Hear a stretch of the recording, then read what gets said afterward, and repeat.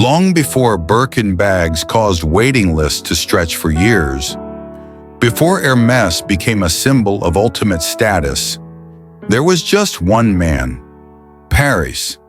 Thierry Hermès was the son of a German-French family, orphaned young, who learned leatherwork as a trade. He opened a tiny harness workshop at Rue Basse-du-Rempart, near the Madeleine district. This was not a glamorous time for Paris.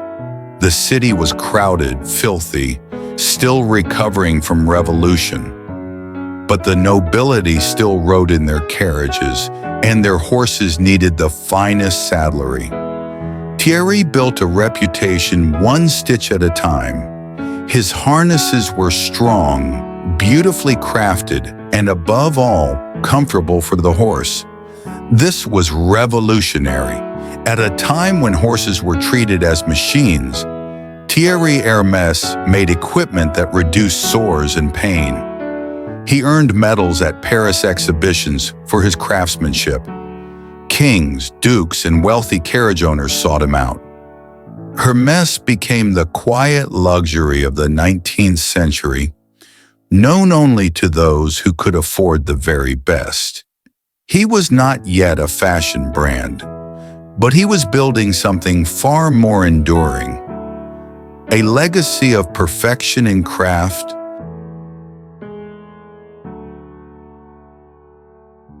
As Paris entered the Second Empire under Napoleon III, the city was transformed.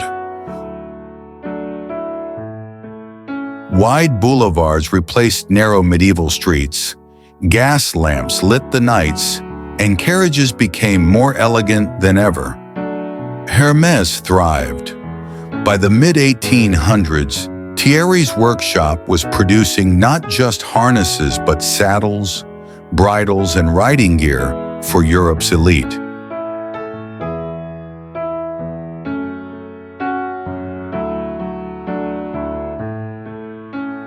He became famous for his saddle stitching, a hand technique so precise and durable that it is still used by Hermès artisans today. Each piece took hours of work, done entirely by hand with 2 needles, crossing threads so that even if one stitch broke, the seam would hold. Thierry's saddles weren't just functional, they were beautiful. Smooth leather, polished brass fittings, subtle elegance. Owning Hermès meant you were part of the highest social world, the world of dukes and baronesses, of fox hunts and royal parades. But quietly, a storm was brewing. The world was changing, and the horse was about to lose its crown.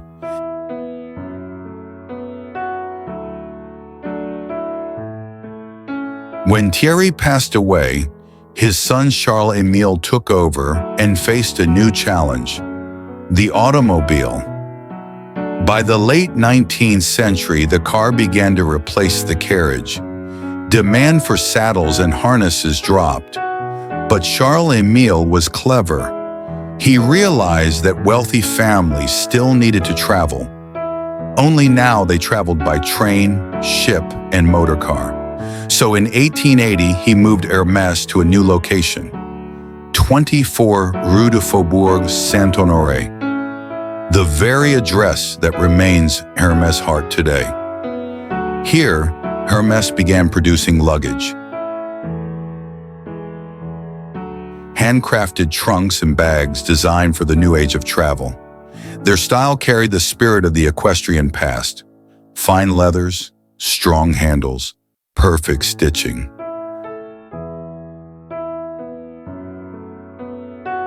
By the 1920s, the horse had disappeared from city streets, but Hermès kept the spirit alive. Stirrup-shaped clasps, bridle-inspired handles, and that iconic saddle stitch appeared on handbags, belts, and watch straps. Hermès was no longer just a saddle maker. It was becoming a luxury house.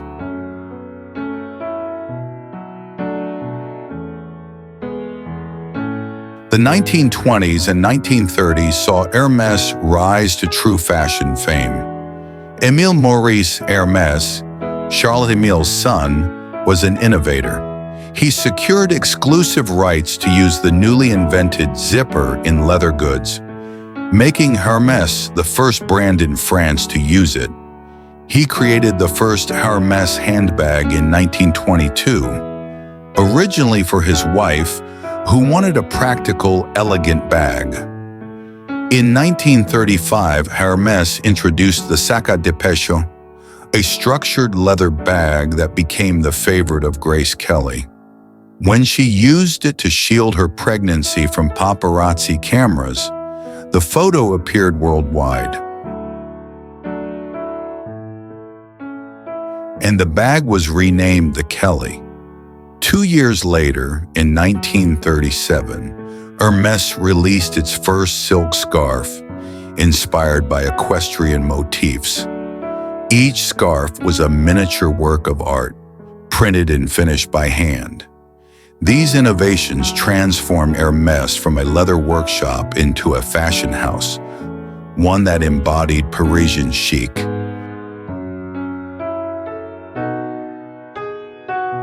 Then came the Second World War.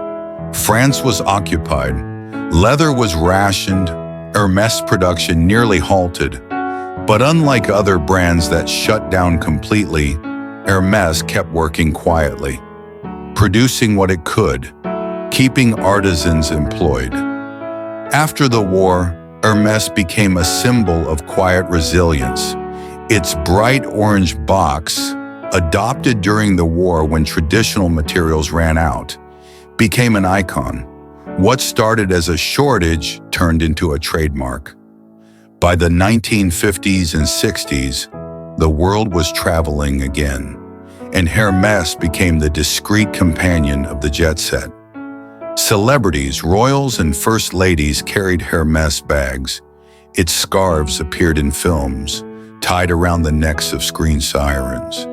Its belts and ties became secret signals of wealth for those who knew. The most famous moment in Hermès history happened not in a Paris atelier, but on an airplane. It was 1984. Actress Jane Birkin boarded a flight from Paris to London. Sitting next to her was Jean-Louis Dumas, the charismatic head of Hermès. As Birkin tried to place her handbag in the overhead compartment, everything spilled onto the floor. She sighed and complained, "I wish I had a bag that was big enough, but still elegant." Dumas took out a sketch pad right there in the air and began to draw. By the time the plane landed, the concept of the Birkin bag was born. The Birkin would become the ultimate status symbol. Handcrafted by a single artisan over 2 days, each bag was unique. Demand soared, waiting lists grew to years. Celebrities flaunted theirs, collectors hoarded them, prices climbed into the tens of thousands, and in rare cases, over $100,000. The Birkin was no longer just a bag, it was an investment. It was a legend. Today, Hermès is a $200 billion empire. But unlike most luxury houses, Hermès is still controlled by the Hermès family. It refuses to chase trends, refuses to mass produce. Each item is crafted by hand. Each scarf, each belt, each bag is made to last for decades.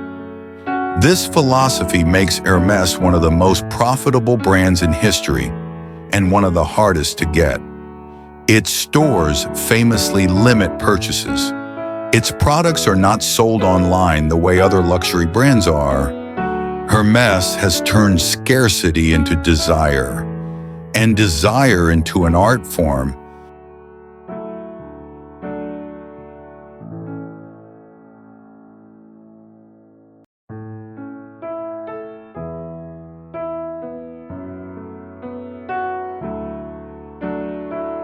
Hermès began as a humble saddle maker.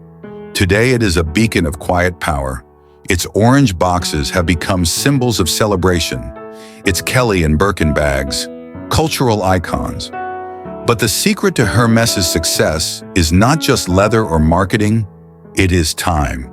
Time to stitch, time to finish, time to wait. In an era of instant fashion, Hermès reminds us that true luxury is not rushed. Thierry Hermès could never have imagined that his tiny workshop would become this. But he might recognize the saddle stitch, the same careful technique, unchanged after nearly 2 centuries. Because some things never go out of style.